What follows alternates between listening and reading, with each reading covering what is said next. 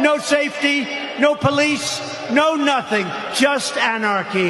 Important issue and an area of the world of enormous importance for our own security. I join him in welcoming the peaceful and credible elections in Somaliland.